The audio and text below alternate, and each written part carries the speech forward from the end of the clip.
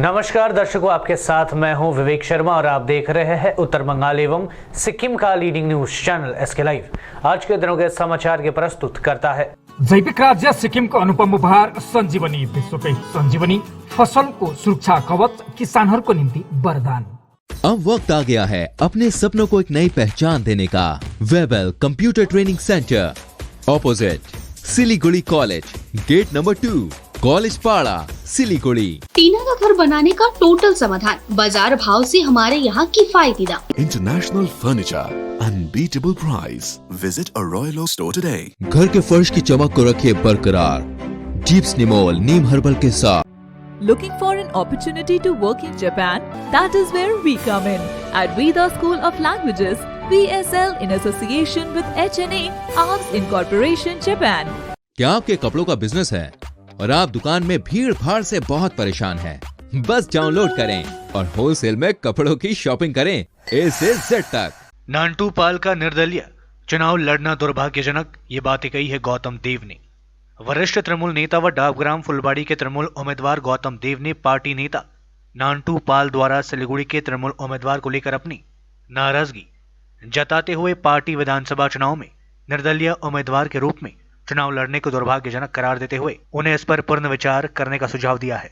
सोमवार को चुनाव प्रचार के दौरान इस बारे में पूछे गए एक सवाल के जवाब में उन्होंने कहा कि नांटू पाल को उन्होंने इस बारे में काफी समझाया। उन्होंने कहा कि नांटू पाल उनका हाथ पकड़कर ही 2004 में तृणमूल कांग्रेस में आए थे, उन्होंने उसे काफी मदद की। गौतम देव ने कहा, विधानसभा चुनाव के लिए उम्मीदवारों का चयन मुख्यमंत्री ने खुद की है।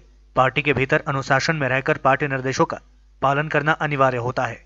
देव ने कहा कि राजनीति लंबा सफर है, राजनेताओं में महत्वाकांक्षा होना स्वाभाविक है, पर समय का इंतजार करना पड़ता है। उन्होंने आशा व्यक्त किया कि नांटू पाल अपनी जिद छोड़कर पहले की तरह तृणमूल कर्मी की तरह काम करेंगे। नांटू पाल ए निये 5 বার হবে, ওকে আমি অনেক বুঝিয়েছি, বয়স হয়েছে এখন, বহুদিনের কাউন্সিলর। নান্টু স্মরণে থাকা উচিত, যখন কংগ্রেস থেকে আমাদের দলে আসলো ওর সিটে উপনির্বাচন হয়েছিল 11 নম্বর ওয়ার্ডে। প্রত্যেকটা বাড়িতে নান্টু আমাকে নিয়ে গেছে, আমি গেছি। আমার হাত ধরেই 2004-এ তৃণমূল কংগ্রেসে এসেছিল। তারপরে ও কংগ্রেসে যায়, কংগ্রেস থেকে MLA কন্টেস্ট করে, ডেপুটি মেয়র হয়, আমাদের দলে আসে, চেয়ারম্যান হয়। মেয়র ইলেকশানে ওকে প্রতিদ্বন্দ্বিতা করায় মমতা ব্যানার্জির নির্দেশে। সেখানে আমাদের নাম্বার ছিল না, ও জিততে পারেনি। তারপরে চেয়ারম্যান ছিল কর্পোরেশনে আমাদের দল থেকে। কংগ্রেস থেকে আসার পরে উপনির্বাচন হয়, সেই নির্বাচনে তাকে জেতায়। এখন ফিরাদ হাকিম অত্যন্ত পছন্দ করত, সে তাকে ভাইস চেয়ারম্যান করেছে SJD এবং মমতা ব্যানার্জি কদিন আগে তার বাড়িতে গিয়ে তার কন্যাকে আশীর্বাদ দিয়ে এসছেন। তার বাড়িতে গিয়ে মমতা বন্দ্যোপাধ্যায় সাধারণত কারো বাড়িতে সেইভাবে উনি যাওয়ার সময় সুযোগ ঘটে ওঠে না, অত্যন্ত স্নেহ করতেন ওকে। ওকে আমরা ডেকে বুঝিয়েছিলাম যে প্রার্থীর চয়ন করেছে মমতা ব্যানার্জি স্বয়ং, সুতরাং সেটা দলের নির্দেশে মানতে হবে, পছন্দ হোক বা না হোক। দলের মধ্যে থেকে অনুশাসন মেনে কাজ করার জন্য তাকে বলা হয়েছিল এবং শিলিগুড়ি বিধানসভার তাকে চেয়ারম্যানও করা হয়েছিল। সে ইন্ডিপেন্ডেন্ট দাঁড়াবে বলেছে, সিদ্ধান্ত দিয়েছে। আমি আশা করব যে 4 বার দল পাল্টেছে, আর 5 বারের জন্য নাই বা পাল্টালো, এতে মানুষের কাছে তার ভাবমূর্তি, ইমেজ সবটাই ধুলায় চলে যাবে। 88 সালে আমি প্রথম কাউন্সিলর হয়েছিলাম, নান্টুও প্রথম কাউন্সিলর হয়েছিল।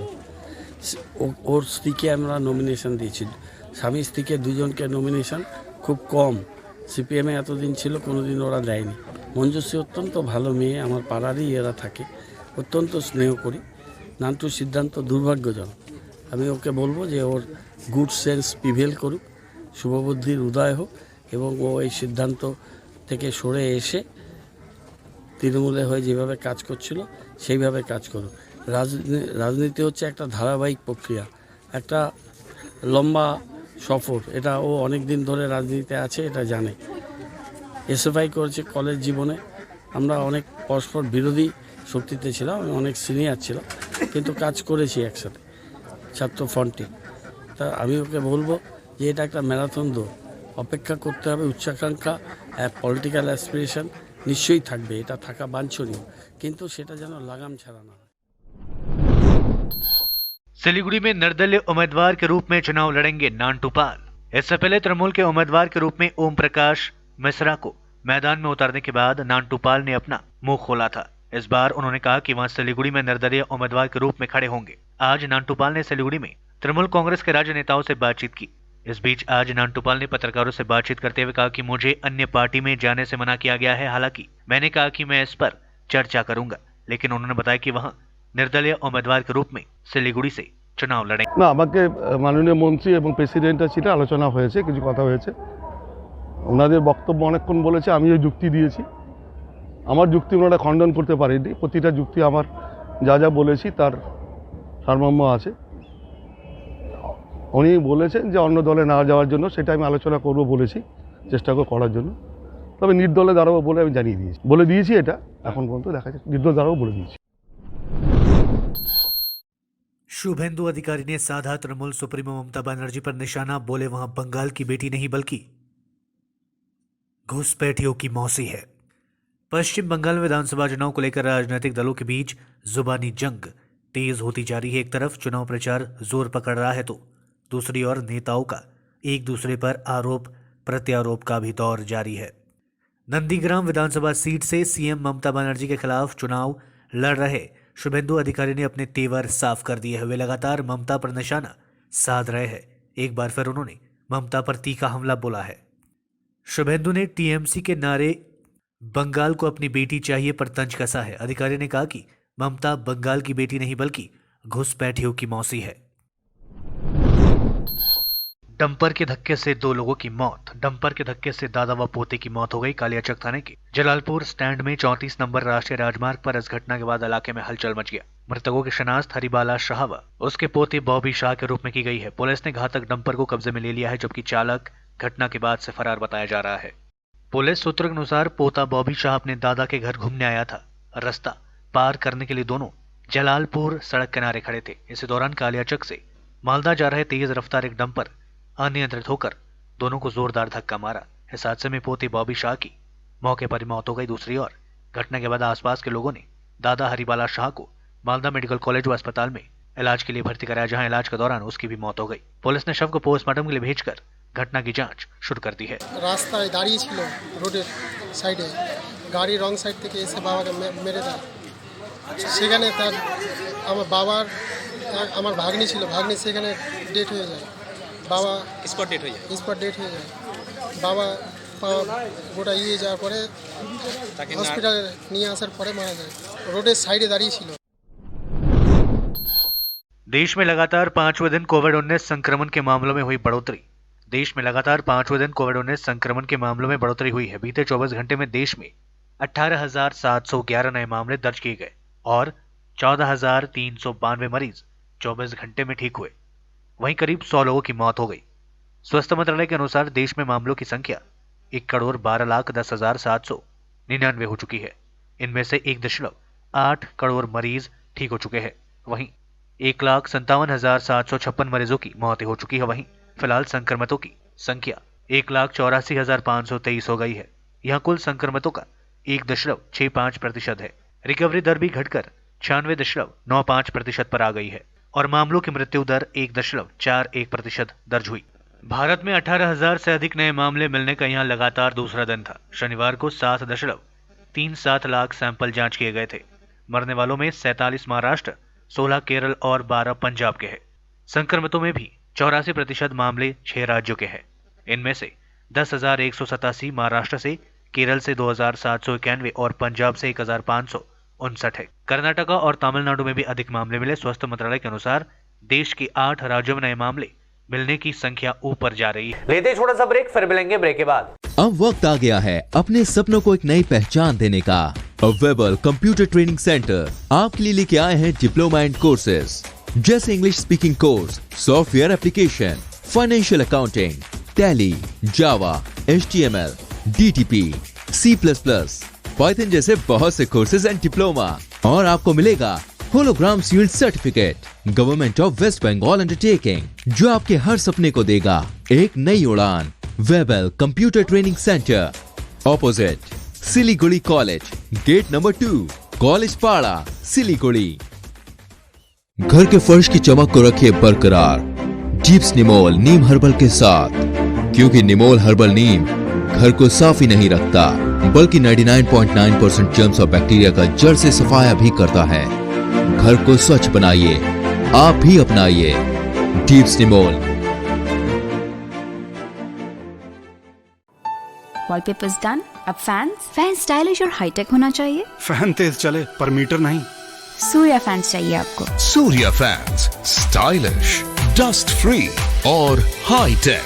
चली हवा सूर्या की। माउन्ट कर्निफर स्वीट्स एन्ड स्पाले अब बिहे बटुल पार्टी वा कुनै उत्सव मनाउन परे दरबार ब्याङ्क्वेट हल अनि बोट रुमको व्यवस्था गरिदिएको छ। हल अत्यन्तै फराकिलो भएकोले सुविस्तासँग आफ्नो उत्सव मनाउन सक्नुहुनेछ। भीडभाडको सामना गर्नु पर्दैन। 3000 र 1000 स्क्वायर फिटको यस हलको उपयोग दर रुपैयाँ 399 देखि सुरु गरिएको छ। सम्पर्क ठेगाना mount conifer suites and spa 5 doctor SM Das road opposite ring mall Darjeeling.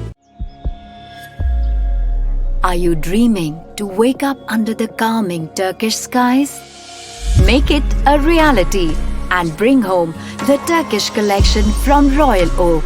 Just a click away. International furniture, unbeatable price. Visit a Royal Oak store today. 50 से 70% कम कीमतों पर orchid building opposite Vega circle 2.5 mile Sevoke road Siliguri.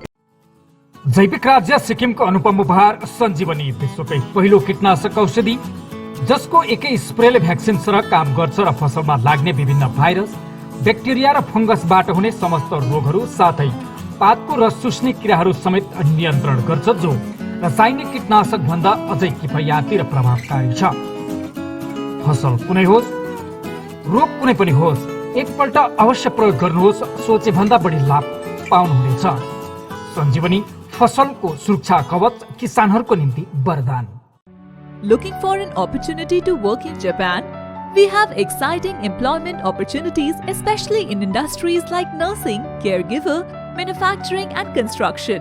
Advantages of working in Japan: better pay packages, better quality of life, better employee welfare and protection, high professionalism and work ethics, respect and dignity of labor, learning the best technology in the world.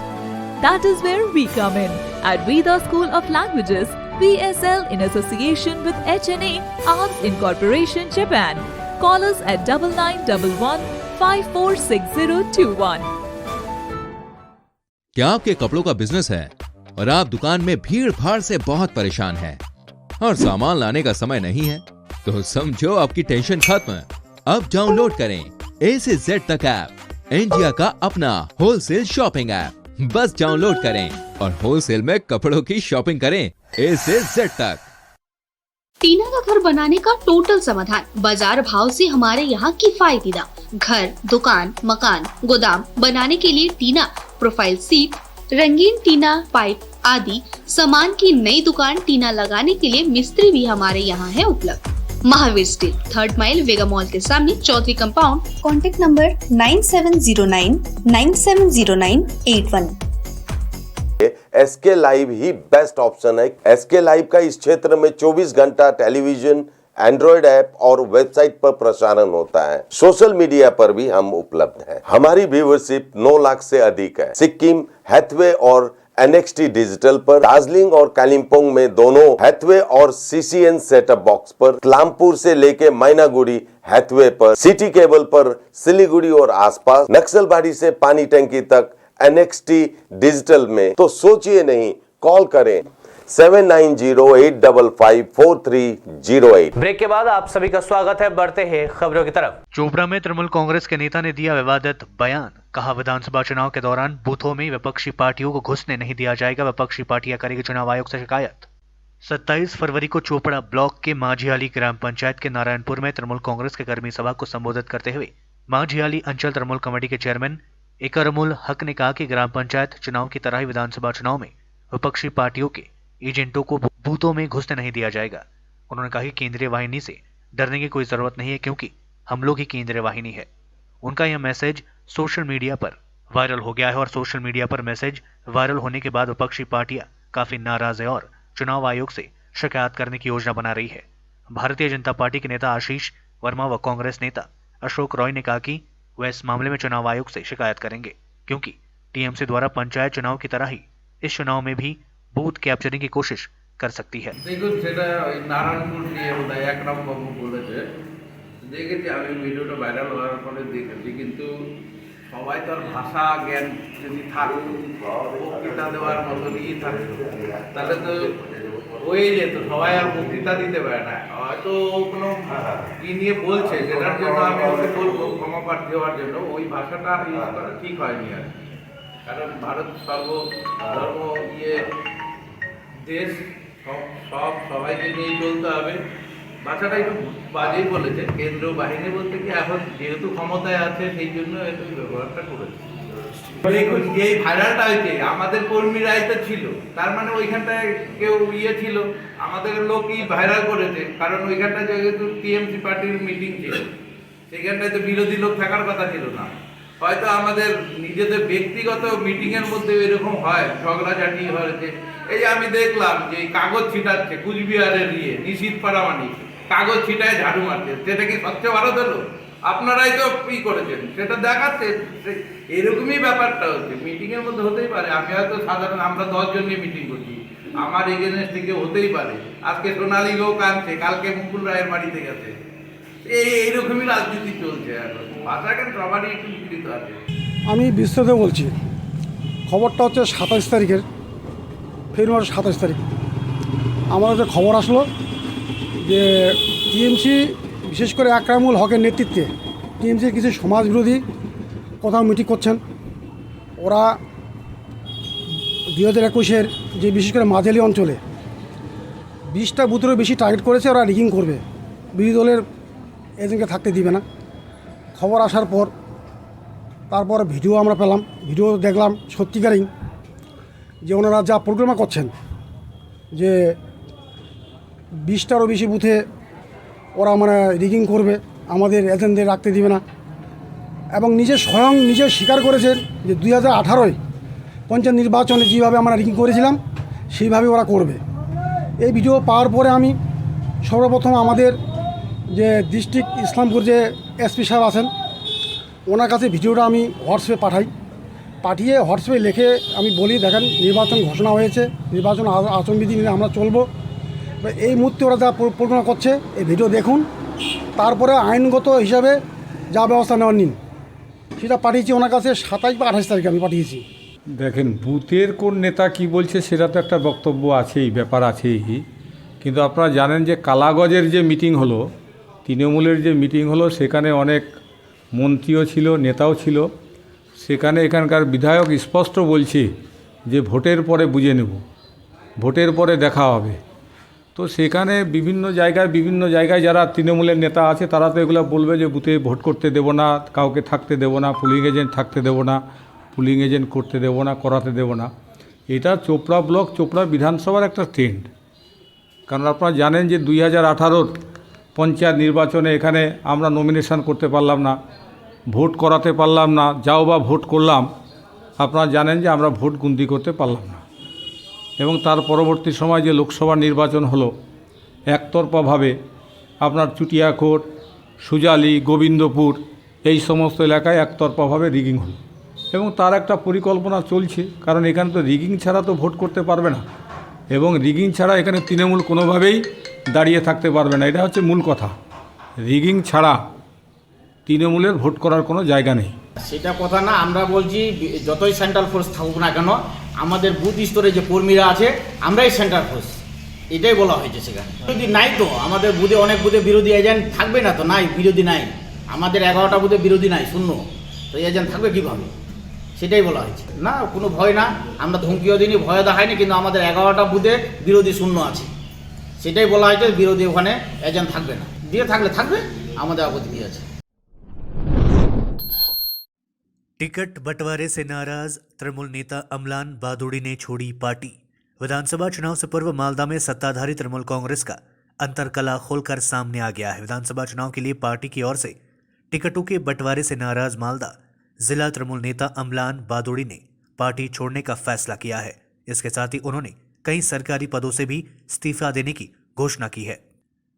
Bhaduri ने party द्वारा उम्मीदवारों के चयन को लेकर नाराजगी जताते हुए कहा कि कई जिले के उम्मीदवारों के चयन को लेकर पार्टी कार्यकर्ताओं में आक्रोश देखा जा रहा है। अमलान बादुरी ने कहा कि वे अपना इस्तीफा जिले के नेतृत्व को भेज दिए हैं। हालांकि उन्होंने फिलहाल भाजपा व अन्य पार्टी में शामिल होने की संभावनाओं को खारिज कर दिया।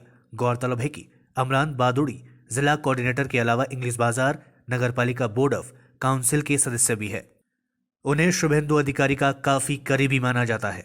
আমি তৃণমূল সরকারে আসার আগে 2010 সালের নভেম্বরে তৃণমূল কংগ্রেসে জয়েন করেছি। আমি মমতা ব্যানার্জির যে কাজ এবং তার যে আন্দোলনমুখী যে স্বভাব সেইটাকে দেখে আমি তৃণমূল কংগ্রেসে জয়েন করেছিলাম। কিন্তু মালদা জেলার তৃণমূল কংগ্রেসের যেভাবে এখানে গোষ্ঠীদ্বন্দ্ব, তাতে মানুষের কাজ করার কোনো উপায় নেই এবং সেটা করা যাচ্ছে না। অনেক চেষ্টা করেছি কিন্তু মানুষের কাজ করার কোনো জায়গা এখানে পাওয়া যাচ্ছে না। স্বাভাবিকভাবে ভাবলাম মানুষের কাজ যখন করা যাবে না, পার্টি করে আর কোনো লাভ নেই, এই পার্টি ত্যাগ করা উচিত। আমি আজকে আমাদের প্রেসিডেন্টকে আমার রেজিগনেশন পত্র পাঠিয়ে দিয়েছি অ্যাজ এ কোঅর্ডিনেটর। তার সঙ্গে আমার কিছু সরকারি পদ ছিল, আমাকে চাঁচল সরকার আমাকে চাঁচল কোর্টের পাবলিক প্রসিকিউটর করেছিল, সেইটা আমি ইমেলে ডিএম স্যারকে আমি আমার রেজিগনেশন পাঠিয়ে দিয়েছি। আমি আমাদের পৌরসভায় অ্যাডমিনিস্ট্রেটিভ বডির সদস্য হিসাবে আমি অ্যাডমিনিস্ট্রেটরকে আমার রেজিগনেশন পাঠিয়ে দিয়েছি এবং পার্টিরও রেজিগনেশন আমি পাঠিয়ে দিয়েছি। এবং এই যেহেতু এবং সবচেয়ে আমার যে একটা অভিজ্ঞতা হয়েছে গত 10 বছরে আমি পার্টি করে এখানে দেখেছি যে পার্টিতে আজ পর্যন্ত একটা জেলা কমিটির মিটিং হয়নি যে মিটিংয়ে কিভাবে সিপিএম কংগ্রেস বিজেপির বিরুদ্ধে লড়াই করতে হবে তার একটা স্ট্র্যাটেজি আলোচনা হয়েছে। সমস্ত মিটিংয়ে যেগুলো হয়েছে সমস্ত গোষ্ঠীদ্বন্দ্ব সেটা নিয়ে মিটিং। স্বাভাবিকভাবেই মানুষের কাজ করারও কোনো জায়গা নেই আর সংগঠন করারও কোনো জায়গা নেই। আমি ওই জন্যই পার্টি থেকে আমি আমার সমস্ত সম্পর্ক ছিন্ন করছি। अब नहीं चलने वाली है बहानेबाजी। सरकारी कर्मियों को मेडिकल बोर्ड के समक्ष करानी होगी जांच। फिट होने पर चुनावी ड्यूटी में लेना पड़ेगा भाग। पहले अधिकतर देखा जाता था कि जिस सरकारी कर्मियों का नाम चुनावी ड्यूटी के लिए आता है उनमें कुछ अनफिट होने के प्रमाण पत्र जमा कर देते हैं और उनकी ड्यूटी नहीं लगाई जाती है। लेकिन अब ऐसा बिल्कुल नहीं होगा क्योंकि सरकारी कर्मियों की कोई बहानेबाजी नहीं चलने वाली है। दरअसल अलीपुरद्वार जिला प्रशासन की तरफ से प्रथम चरण में सरकारी कर्मियों को चुनाव ड्यूटी के लिए बुलाया गया था। इनमें से अधिकतर ने डॉक्टर से लिखवाकर मेडिकल अनफिट का प्रमाण पत्र जमा कर दिया। इससे चुनाव आयोग के समक्ष वोट कराने में एक बड़ी चुनौती बनकर सामने आ गई। इसी को देखते हुए चुनाव आयोग की तरफ से जिला अस्पतालों में अलग से एक मेडिकल बोर्ड का गठन किया गया है। अब कोई भी अगर सरकारी कर्मी और अनफिट होने का प्रमाण पत्र जमा करता है तो उसको मेडिकल बोर्ड के समक्ष उपस्थित होना होगा और उसकी जांच वहीं करवाई जाएगी। अगर वहां से वह अनफिट पाया जाता है तो उसे छुट्टी मिल जाएगी। अगर फिट पाया जाता है तो उसको वोट के काम में भाग लेना पड़ेगा। साफ है कि इस कदम के बाद से अब कर्मियों की कोई भी बहानेबाजी नहीं चलने वाली है। আমার প্রিসাইডিং অফিসার অ্যাপয়েন্টমেন্ট এসেছে এবং আমার হাজবেন্ডের প্রিসাইডিং অফিসার অ্যাপয়েন্টমেন্ট এসেছে। তো সেই গ্রাউন্ডে আমি অ্যাপ্লাই করেছিলাম 20 তারিখ, 18 তারিখ আমার অ্যাপয়েন্টমেন্ট এসেছে, 20 তারিখ আমি অ্যাপ্লাই করেছিলাম। তারপর আমাকে মেডিকেল বোর্ডে পাঠানো হয়। সেখানে আমার বাচ্চার গ্রাউন্ড ছিল না, সেখানে আমাকে পাঠানো হয়েছিল। তো আমার বাচ্চাকে সেখানে এক্সামিন করেনি, যার জন্য আমাকে ফিট ডিক্লেয়ার করা হয়েছে। অ্যাজ আমি ফিট, আমি নিজে ডিক্লেয়ার করছি যে আমি ফিট। তারপর আমি সেকেন্ড একটা প্রেয়ার দিয়েছিলাম, সেটা 4 তারিখে গত 4 মার্চ দিয়েছিলাম। সেই অ্যাপ্লিকেশনের বেসিসে সেখানে আমি একটা জয়েন্ট অ্যাপ্লিকেশন করেছিলাম। এখানে মেনশন করেছিলাম যে আমি এবং আমার হাজব্যান্ড দুজনেই অ্যাপয়েন্টেড অ্যাজ প্রিসাইডিং অফিসার, যে কোনো একজনকে এক্সাম করা হোক, যেহেতু আমার বাচ্চার সার্জারি আছে এবং ডিউ টু দ্যাট রিজন আমরা ওকে একা ফেলে দুজনে বাড়ি থেকে বেরোতে পারবো না। সেই গ্রাউন্ডে এখানে মেডিকেল লিস্ট বেরিয়েছে, যাদের মেডিকেল বোর্ডে যাওয়ার জন্য বলা হয়েছে সেখানে আমার হাজব্যান্ডের নাম আসছে, যাকে মেডিকেলে অ্যাক্টিভ হতে বলা হয়েছে। এবং এখানে আমি আশা করি যে আমার ছেলেকে বা আমার বাচ্চাকে এক্সামিন করবে এবং ওর বেসিসে অন্তত একজন আমরা এক্সামিশন পাবো। নির্বাচন কমিশনের একটা গাইডলাইন আছে যে কেউ যদি বলে যে মেডিকেলি আনফিট, তাহলে সরাসরি তিনি বা জেলা প্রশাসনের কেউই তাকে মেডিকেলি আনফিট বা ফিট ঘোষণা করতে পারেন না। সেক্ষেত্রে একটা মেডিকেল বোর্ড আছে জেলা স্তরে আলিপুরদুয়ার জেলা হাসপাতালে, তাহলে এখানে তাদেরকে পিপি সেলে গিয়ে তাদের অ্যাপ্লাই করতে হয় যে আমি শারীরিকভাবে আনফিট। তারপরে জেলা প্রশাসন থেকে তাদেরকে একটা তারিখ দেওয়া হয় যে আপনারা এত তারিখে মেডিকেল বোর্ডে যাবেন, এবং মেডিকেল বোর্ড যাদেরকে আনফিট ঘোষণা করে জেলা প্রশাসন তাদেরকে আনফিট হিসেবে ঘোষণা করে। কারণটা হচ্ছে আনফিটের ক্ষেত্রে কতগুলো ক্রাইটেরিয়া আছে, কিছু কিছু আনফিট হলে কিন্তু আবার চাকরিও করা যায় না। আমরা কিন্তু অনেককে বলেছি আপনি আনফিট হচ্ছেন ফর পোলিং পারপাস, ঠিক আছে, কিন্তু সেটা যেন আপনার চাকরির ক্ষেত্রে প্রতিবন্ধকতা সৃষ্টি না করে। যেমন সাইকোলজিক্যালি কেউ আনফিট, এটা যদি আসে তাহলে কিন্তু তার চাকরির ক্ষেত্রে সমস্যা হয়ে দাঁড়াবে। मिथुन चक्रवर्ती को टीएमसी ने बताया नक्सली, कहा ईडी के डर से थामा बीजेपी का हाथ।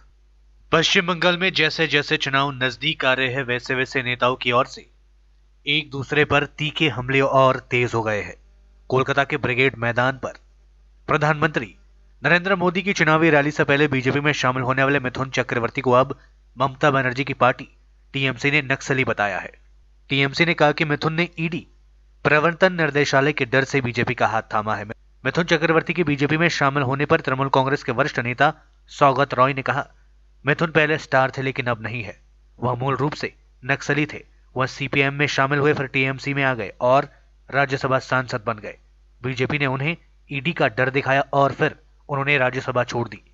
अब वह बीजेपी में शामिल हो गए। सौगत राय ने कहा कि अब उनकी कोई विश्वसनीयता नहीं है, न ही लोगों के बीच उनका कोई प्रभाव है।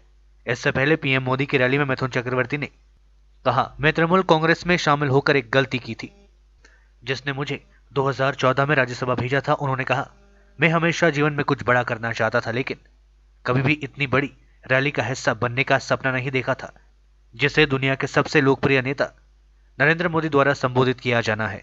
मैं हमारे समाज के गरीब तबके के लिए काम करना चाहता था और वह इच्छा अब पूरी हो। आज के लिए बस इतना ही। तमाम खबरों के लिए देखते रहिए SK लाइव, आपका समय आपकी खबर। धन्यवाद।